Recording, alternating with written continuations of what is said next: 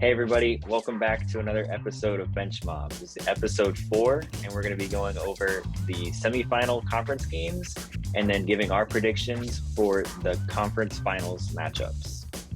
So we didn't do too hot on some of our predictions. Some of them went pretty good, but the one that stands out the most is the Phoenix versus Mavericks matchup, where we saw the Mavericks completely decimate the Phoenix Suns in Game 7. What do you think about this, Carson? How do you feel with your prediction and how this Game 7 matchup went? Yeah, I think we all picked the Suns last episode.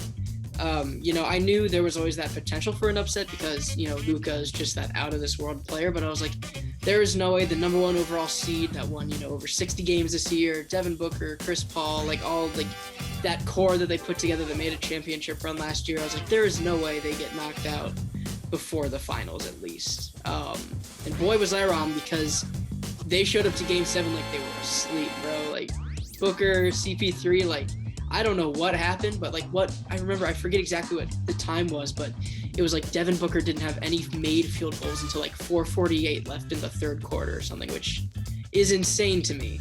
That Suns team, home in front of their fans, in front of Lil Wayne, just did not show up to play, and it was a beatdown. That was crazy. I still can't believe I watched it, honestly.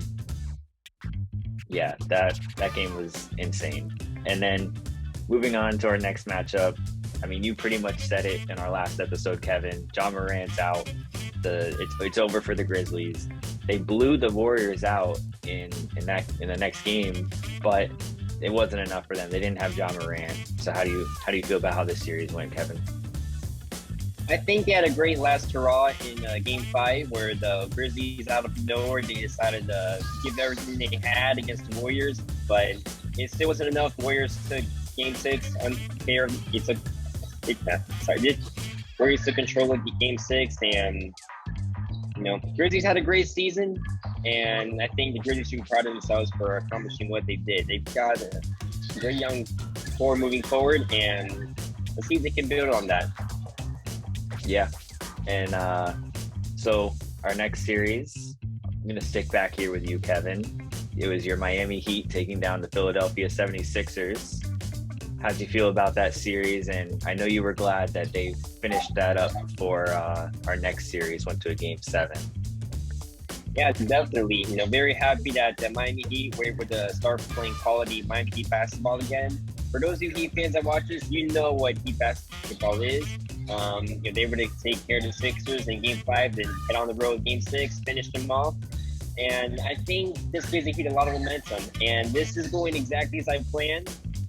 Heat took care of the Sixers in 6. The Celtics and Bucks went to 7. More on that in just a moment. But for Miami Heat, I'm very happy where this is going, and I think we could see a championship in Miami very soon. Maybe. Bold. So our final series was the Milwaukee Bucks versus the Boston Celtics. I feel like this one was pretty much, we talked about it in our last one, very intense series, one of the best ones to watch. I picked my Milwaukee Bucks. They fell short. You guys both picked the Celtics. Why'd you pick the Celtics, Carson? It was really that Jason Tatum factor. I think that guy is becoming a superstar in this league. He has been so good for so long, but I think this deep playoff run and the stats he's put up has finally allowed everyone to fully realize that he is one of the superstars in this league. And I could just, with Middleton out, that was another big thing for me. I mean, defending champs for the Bucks, they put up a heck of a fight, and they got nothing to be ashamed of. They're going to be back and better than ever next year. So yeah. I was kind of nervous going into a Game 7 just because I felt like they needed to close it out in Game 6. Mm-hmm. But what do you do? We'll try again next year. All right. So moving on now to our conference finals predictions. Our first series we're looking at is in the West, the Mavericks versus the Warriors. What do you got for the series, Carson, and who's winning? Well, this is going to be a very exciting, and I'm going to go out on a limb and say very high scoring series. You got Steph Curry and Klay Thompson, the Splash Bros, on one side of the ball, and then you got Luke on the other side with Dinwiddie still putting up huge numbers. Jalen Brunson, the Mavs have a very good core there. Gosh, it's a very hard series to pick because they both have that one big superstar that you can never count out, especially in the terms of the clutch gene. But it just feels like destiny for the Golden State Warriors to head back to the finals. So I'm going to say it probably goes to at least 6 or 7 games, but I am going to pick the Warriors in this series. I agree with you, Carson. I think the Western Finals, it's all about offense. The East, more than just a moment, it'll be about defense. But I think for the Mavericks Warriors, the Mavericks had a great run. They were able to take down the 1 seed Phoenix Suns. But even if the Suns would have won, I still would have picked the Golden State Warriors to advance to the NBA Finals. I think that down the stretch, the Warriors have had like a better roster overall. They've got, Curry's still banging threes. Klay is back from injury, and we got several players too. They got Jordan Poole. He is becoming a star in the league. I think the Warriors take the series. It could probably be in maybe 6 games, maybe even 5 games too. But I think Golden State has the edge here. I'm going to go with the opposite from you guys, and I'm going to take the Mavs to win this. In the regular season this year, the Mavs won 3 of the 4 matchups they played, and I think they're just carrying really great momentum into this series, taking down the Suns in the fashion that they did. And, I think it'll definitely be a very tough series, but I'm going to give the Mavs that edge, especially with how Luka's been playing and the momentum that they have. I think that they could really pull this one off and surprise a lot of people, probably taking it in 6 games, maybe 7. And heading over into the East, we have the Miami Heat versus the Boston Celtics. I'm going to give this one to you, Kevin. Are you picking your Heat? Yes, I am. A little bit about this series. I think the Heat and Celtics have become one of the more interesting NBA rivalries. And both these teams have met each other in the conference finals before, most notably in 2012 and 2020, the NBA bubble. The Heat were able to prevail the Celtics. The Celtics, though, they gave the Heat some troubling times. And especially in 2012, LeBron had to turn into God mode to take down the Celtics. And in 2020, it was a really close series overall. This time around, I think the Celtics have been a better team down the stretch. They have kind of like a hotter record, but I think this is where the Heat step up. Miami Heat love to step up when in extreme circumstances. And I may sound like I'm being a homer, but I think the Heat will take it. I think the Celtics will take some games though. Just probably going to go to 6, maybe 7 games. Carson, how about you? You going to stick with the Celtics here? Yes, I am.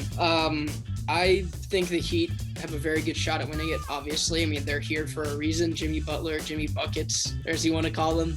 He's been playing out of his mind. He plays out of his mind every time he's in the playoffs. We all know that image of him leaning on the bench during the bubble after playing basically every minute of that game. So you can never count the Heat out, but I'm going to kind of go back to what Nick said with the Mavs, and that's just momentum.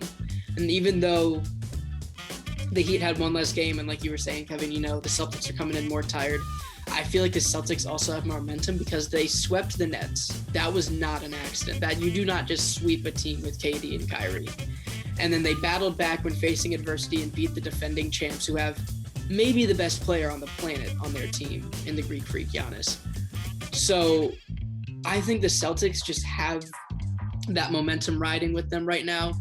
We might see the Heat go up 2-0 and win both of them in Miami, and then the Celtics battle back again. But I am going to take the Celtics in 7 for this series.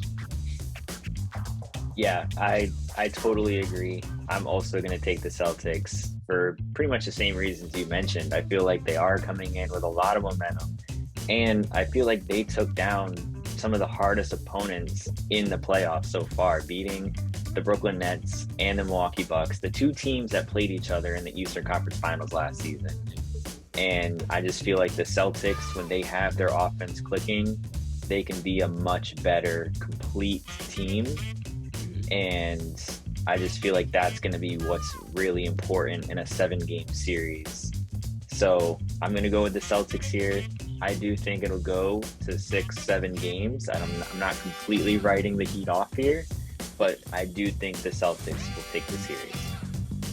No problem with that. Heat have always been an underdog team, and they'll do it again. All right, sounds good, Kevin.